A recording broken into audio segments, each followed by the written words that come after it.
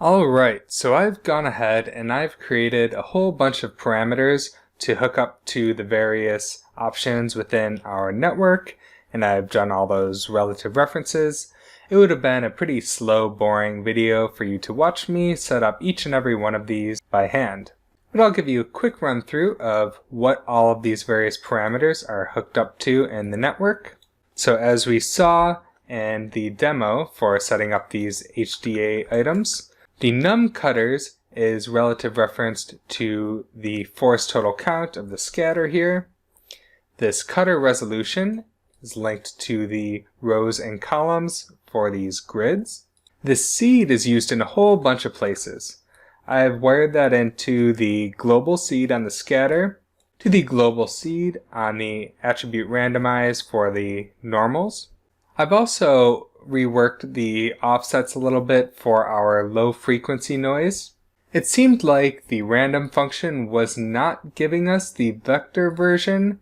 Not sure if I missed earlier that it wasn't or if something has changed, but I had to add this explicit cast wrapping this random function call within this vector in parentheses to force it to use the vector version. And I've also added a local variable for this offset multiplier. Now, local variables just exist within this wrangle node, whereas attributes are created on the actual geometry and continue on with the geometry after the wrangle node.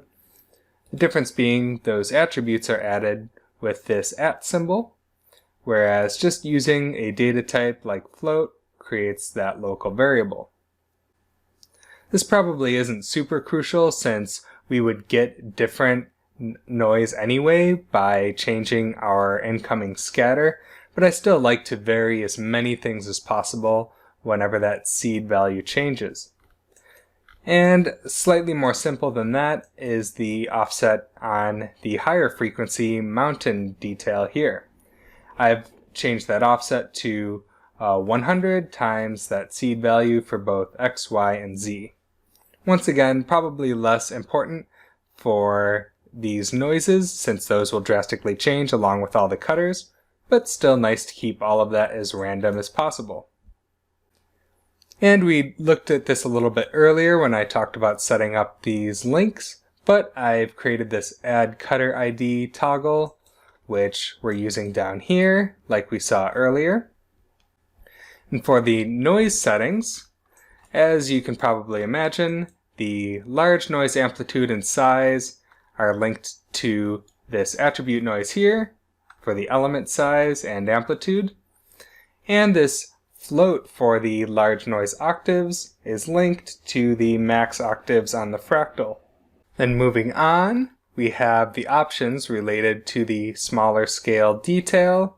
So if we jump down to the mountain, the amplitude and size are hooked up as you would expect, and the max octaves are slightly different. Because we're using a mountain for the smaller scale details, the max octaves for the mountain is an integer, not a float, which is why it's a little bit different in the way these parameters are set up. This one is a float slider, this is discrete integers. Also, a quick note on these fractal type options.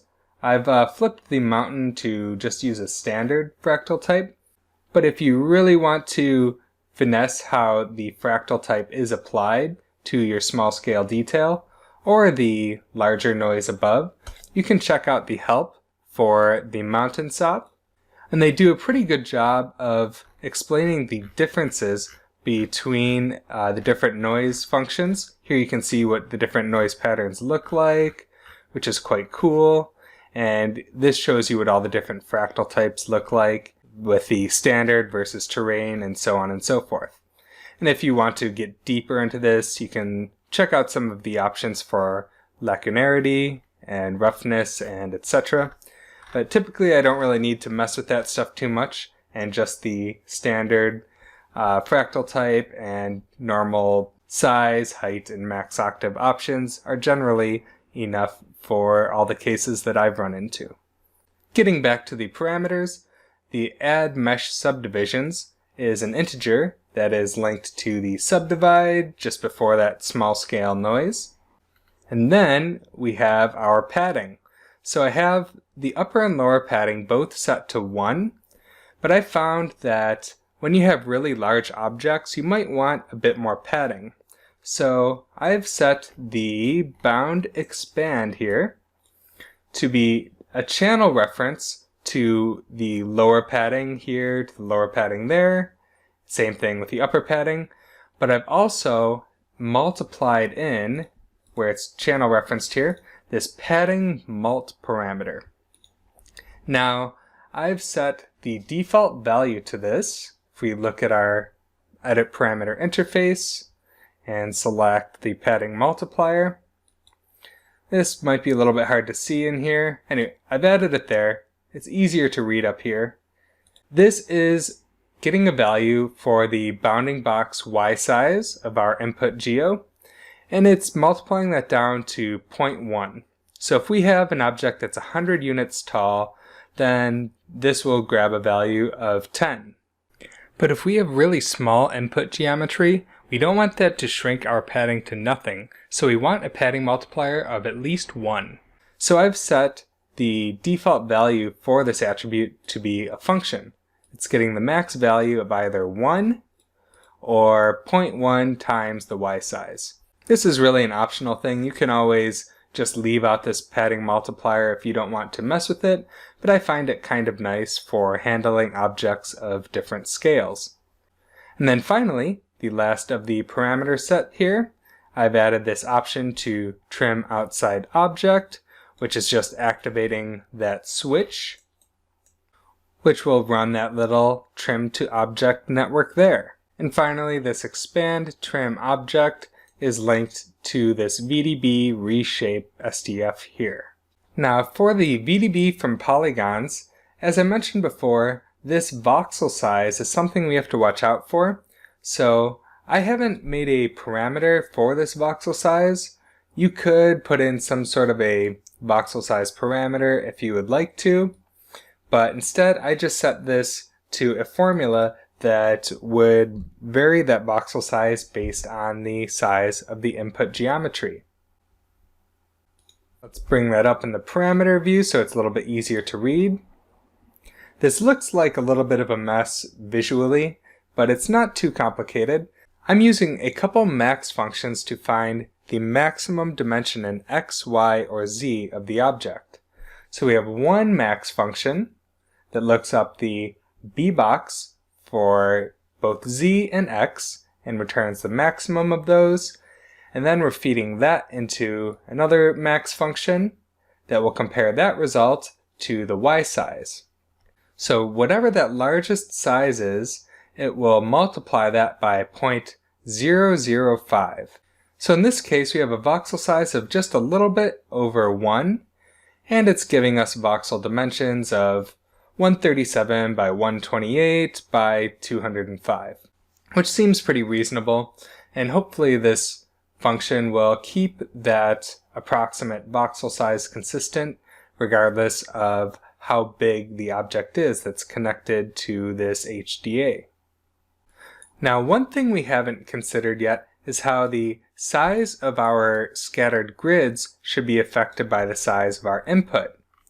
Now if we go back to our VDB from polygons, where I've taken that double max function lookup to find the maximum dimension in the input geometry, we can copy that and then use that for the size of the grid. So let's copy that max function lookup. In this case, it's finding a maximum dimension of 209. Whereas if we middle mouse click on our input geom, sure enough we can see that the Z size is the biggest at about 209 there. And just to make sure that these will be big enough, let's multiply that maximum return value by 3. And then we can copy that X size there and paste it into the second field there. Now this multiplier of 3 might seem really excessive, but if we take a look at our bounding shape, let's say that we have a scattered point here, and we have the worst case scenario of that extending out to the opposite corner. Now, this won't just extend from this corner, this is going to extend out this way as well. So we need a really big plane in order to make sure that something scattered in one far corner reaches all the way to the other side. Now, a multiplier of 2 won't be enough to ensure that that is big enough, and once we start applying all that low frequency noise, these things can be pushed around quite a bit as well, so that's why I generally stick with this multiplier of 3 as a good value to use.